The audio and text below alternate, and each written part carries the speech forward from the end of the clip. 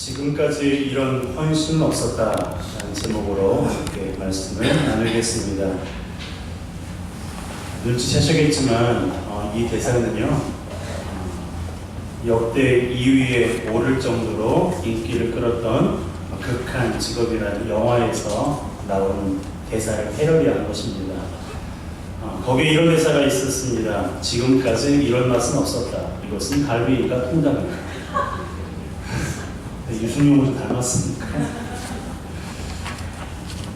통닭집을 운영하면서 잡목 근무를 하던 형사들에 관한 이야기인데요. 지금도 극장에서 상영하고 있으니까 혹시 기분이 좀 꿀꿀하신 분들은요 가서 기분 전환하실 만한 영화입니다.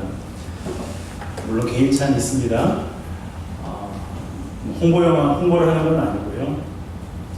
오늘 말씀을 준비하면서 지금까지 이런 맛은 없었다라는 대사가 떠올랐어요. 그러면서 이 대사를 이렇게 바꿔보았습니다. 지금까지, 이거 따라해 같이 해볼까요? 지금까지 이런 헌신은 없었다. 아마 기억이 많이 날 것 같아서 이렇게 정했어요. 반응이 좀 좋으면 몇 번 더 할 생각입니다.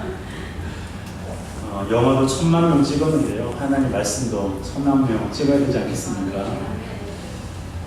제목이 보여주는 것처럼 오늘은 헌신에 관한 말씀을 함께 나누려고 합니다. 무거운 주제처럼 보이지만 사실 우리가 주님께 헌신하는 일은요 너무나 당연한 일이에요. 그렇지 않습니까? 그분은 우리를 위해서 죽으셨어요. 나를 위해서 죽으신 분을 위해서 내 마음을 드리고 내 몸을 드리는 것, 이것은요 당연한 일이고 우리가 마땅히 해야 되는 일입니다. 따라서 우리는 오늘 본문을 통해서 어떻게 우리가 주님께 헌신해야 하는지를 한번 생각해 보고 싶습니다. 그 전에 본문에 등장한 사람들이 어떤 식으로 예수님께 헌신하였는지를 살펴보도록 하겠습니다. 첫 번째로 헌신한 사람은요 나귀를 드린 사람이에요. 예수님의 예루살렘 입성은 왕의 행차와 같았습니다. 왕의 행차에는 많은 준비가 필요한 것처럼 예수님의 예루살렘 입성에도 많은 사람의 헌신이 필요했습니다. 예수님께서 예루살렘으로 입성하신 그 이유는 이제 얼마 있지 며칠 있지 않으면 죽어야 할 그 십자가가 준비되어 있기 때문에 그렇습니다. 십자가의 죽으시기가 얼마 남지 않아서 예루살렘 성으로 입성하신 거죠. 그 중에서 가장 먼저 준비되어야 할 것이 바로 왕이 타는 말이었습니다. 일반적으로 왕들은 아름다운 백마를 탔습니다. 준말을 탔죠. 왕의 위험에 걸맞은 말을 타는 것은 굉장히 중요한 일입니다. 그러나 예수님은 어떻게 하셨어요? 준마나 백마가 아닌 나귀 새끼를 타셨습니다. 자, 30절 말씀 함께 읽습니다. 이르시되 너희는 맞은편 마을로 가라. 그리로 들어가면 아직 아무도 타보지 않은 나귀 새끼가 매여 있는 것을 보이니 풀어 끌고 오라. 보세요. 예수님이 지명하신 동물이 뭐예요? 아무도 타보지 않는 나귀 새끼였습니다. 예수님께서 나귀 새끼를 타신 이유가 있어요. 두 가지가 있는데요. 첫 번째는 말이 전쟁의 상징이라면 나귀는 평화의 상징이기 때문에 그래요. 예수님께서 어떤 왕으로 오셨다고요? 평화의 왕으로 오셨어요. 평화의 왕으로 오신 예수 그리스도를 상징하는 것이 바로 나귀입니다. 여기서 말하는 평화가 무엇입니까? 아무 문제 없이 편안한 상태를 의미한다고 생각하지 않으시죠? 죄로 인해 단절된 하나님과 우리와의 관계를 회복시키시는 그런 평화예요. 그 평화의 왕으로 이곳에 오셨기에 그분은 나귀를 타신 것입니다. 예수님이 나귀 새끼를 타신 두 번째 이유는 그것이 구약의 성취이기 때문인데요. 스가랴 9장 9절의 말씀을 함께 읽습니다. 시작. 시온에 따라 크게 기뻐할지어다. 예루살렘에 따라 즐거이 부를지어다. 보라 내 왕이 내게 임하시나니 그는 공의로우시며 구원을 베푸시며 겸손하여 나귀 일을 하시나니 나귀의 작은 것 곧 나귀 새끼니라. 아멘. 스가랴 선지자는요, 예수님이 오시기 전 520년 전의 사람이었어요. 그 사람의 예언이 520년이 지난 후에 정확하게 이루어진 것입니다. 이게 무엇을 의미합니까? 하나님께서 미리 계획하신 것을 성취하셨다는 거예요. 스가랴 선지자가 용한 사람이어서가 아니라 하나님께서 수백 년 전에 미리 예언하셨고 선지자를 통해서 준비하셨고 그 오랜 시간을 지난 후에 성취되었다는 거예요. 이처럼 예수님이 예루살렘 성에 입성하실 때 나귀 새끼 한 마리가 준비되는 것이 이렇게 큰 의미가 있는 것입니다. 그런데요, 이것이 성취되기 위해서 누구의 헌신이 있었어요? 무명의 그리스도. 나귀 새끼 주인이죠. 그런데 성경은요, 좀 그 사람의 이름 좀 기록해 놨으면 좋았을 텐데 기록해 놓지 않았어요. 무명의 그리스도인으로 남겨놓았습니다. 어떤 뜻이 있겠죠?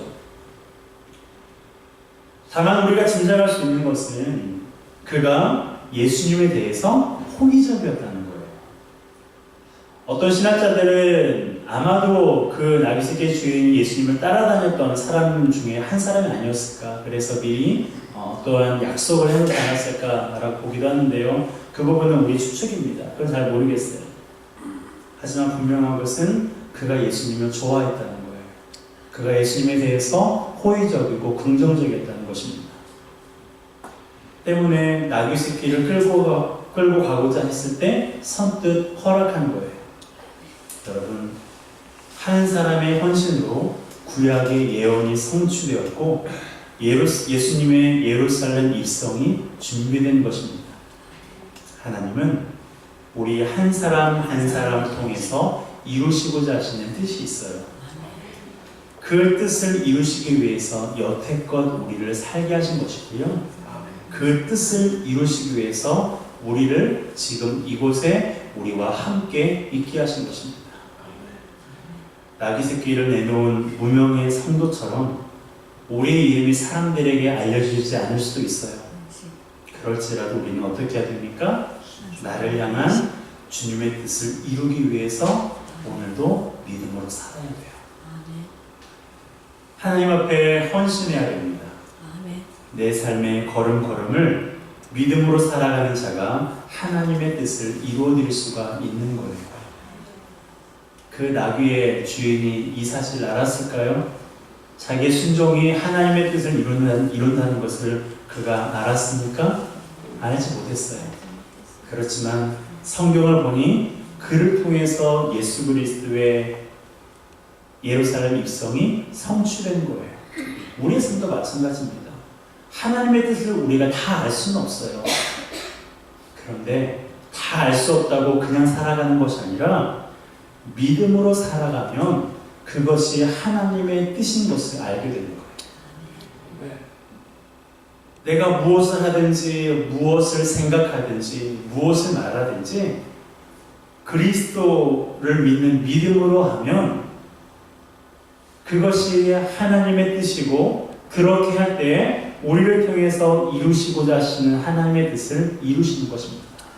그러므로 한 걸음 한 걸음 너무 조급하게 너무 서두르지 마시고요.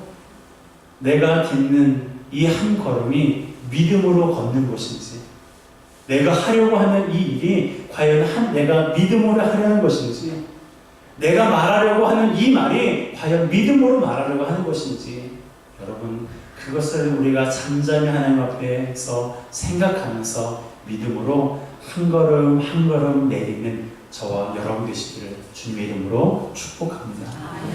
두 번째로 헌신한 사람은요, 겉옷을 펼치는 사람들이었어요. 나귀는 준비되었지만 안장도 없었고 왕의 행차 행렬에 펼쳐지는 레드카펫도 없었습니다. 그래서 사람들이 어떻게 했어요? 기꺼이 자신의 겉옷을 벗어 나귀 새끼 위에 그리고 길에 깔았습니다. 자, 35절 36절 함께 읽습니다. 그것을 예수께로 끌고 와서 자기들의 겉옷을 나귀 새끼 위에 걸쳐놓고 예수를 태우니 가실 때에 그들이 자기 겉옷을 길에 펴더라. 아멘.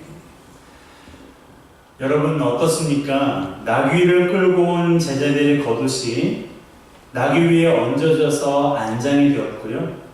다른 사람들의 겉옷은 바닥에 깔려서 예수님의 행렬에 레드 카펫이 되었습니다.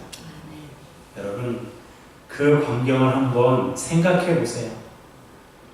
예수님이 나귀 새끼를 타고 지나가시는 그 길목에 너도 나도 할 것 없이 사람들이 자신의 겉옷을 벗어서 그 밑에 깔고 예수님을 환호하는 그 장면을 한번 상상해 보시기 바랍니다.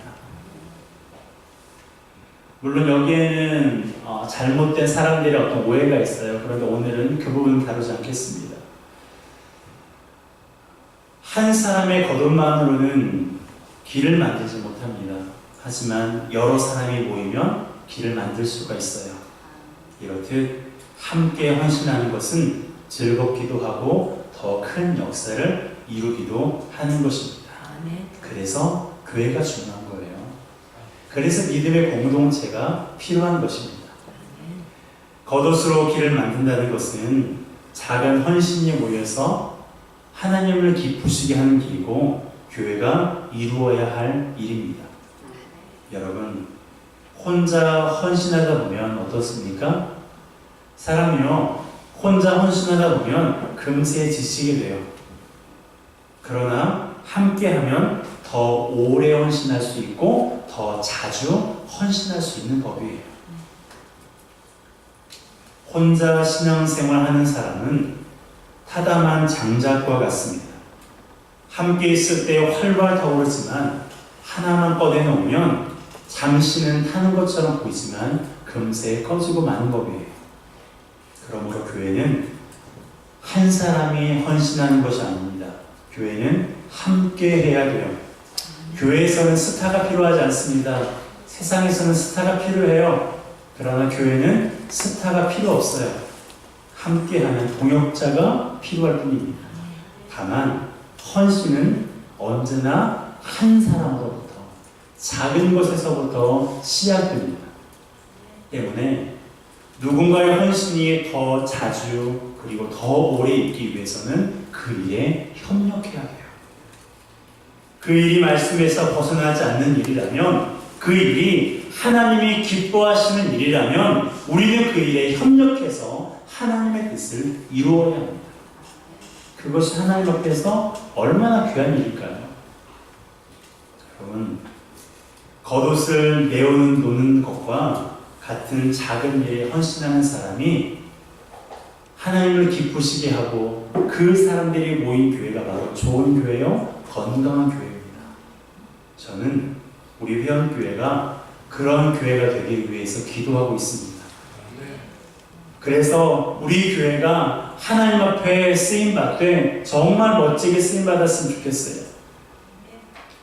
뿐만 아니라 주변의 크고 작은 교회들이 협력하는 일에 우리 교회가 쓰임받았으면 좋겠습니다. 그래서 늘 기도하고 있어요. 하나님, 이 지역교회 교회들이 영적으로 연합할 수 있게 해주세요. 새벽마다 함께 예배드리는 성도들과 이 기도 제목을 나누면서 기도하고 있습니다. 여러분, 하나님께서 한 사람으로 말미암아 헌신하게 하실 때 그 일이 하나님이 기뻐하시는 일이라면 함께 협력해 보세요. 그러면 하나님께서 기뻐하시는 그 일을 더욱더 풍성하게 하시고 하나님께서 영광을 받으실 줄로 믿습니다. 우리 한 사람 한 사람이, 그리고 우리 회원교회가 주님 앞에 멋지게 쓰임받는 우리가 되고 우리 교회가 되기를 주님의 이름으로 축복합니다. 아멘. 세 번째로 헌신하는 사람이 있습니다. 바로 목소리로 찬양하는 사람들이에요. 예수님의 예루살렘 입성을 맞이하는 우리는 목소리로 하나님을 찬양하며 영광을 올려드렸습니다. 38절 함께 있습니다. 이루의 찬송을 해도다 주의 이름으로 오시는 이여 하늘에는 평화요 가장 높은 곳에서는 영광이로다 하니 아멘. 아멘. 여러분 생각해 보세요.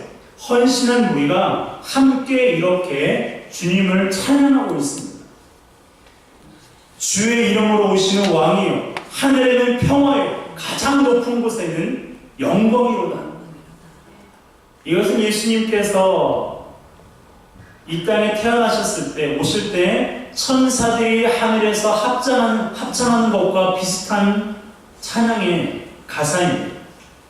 지금 사람들이 그렇게 예수님을 찬양하고 있는 거예요. 하늘에는 평화요 가장 높은 곳에서는 영광입니다. 누가 시켜서 하는 것이 아니라 감격에 찬 마음으로 그곳에 모인 대부분의 무리가 이렇게 함성을 지르고 있는 것입니다. 여러분, 찬양은 하나님이 굉장히 기뻐하시는 일이에요. 찬양이라고 해서 곡조 있는 이런 찬양만을 말하는 건 아니죠. 우리가 믿음으로 하나님 앞에 고백하고 하나님께 감사하며 그분의 이름을 높이는 그 모든 것들이 찬양입니다. 하나님께서 우리를 지으신 목적도 우리로 하여금 하나님이 찬송받기를 원하셔서 우리를 지으시고 선택하셨잖아요. 때문에 찬양할 때에 하나님이 너무너무 기뻐하세요. 몸과 마음을 다해서 아름다운 찬양으로 하나님께 영광 올려드릴 때 하나님께서 무척 기뻐하십니다. 이곳에 예배하는 우리 모두가 이때뿐만 이 시간뿐만 아니라 삶의 모든 영역에서 하나님의 영광을 찬양하기를 주님의 이름으로 축복합니다.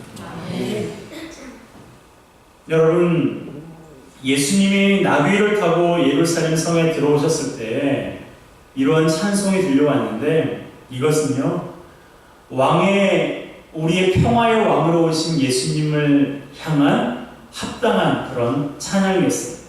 때문에 제자들을 비롯한 사람들이 찬양하지 않았다면 비롯한 사람들이 예수님에 대하여서 좋지 않은 그런 말을 했을 때 예수님께서 그들에게 이렇게 말씀하시고 있습니다. 40절 말씀을 함께 찬양하겠습니다. 읽겠습니다. 시작. 대답하여 이르되 내가 너희에게 말하노니 만일 이 사람들이 침묵하면 돌들이 소리 지르리라 하십니다. 아멘. 예수님께서 이렇게 말씀하신 이유가 있어요. 바리새인들이 예수님께 말하거든요. 예수님, 지금 제자들이 좀 책망해 주세요. 당신이 좀 저렇게 하지 못하도록 제자들을 좀 책망해 달라고 바리새인들이 예수님께 말했습니다. 여러분, 이게 무슨 말이에요?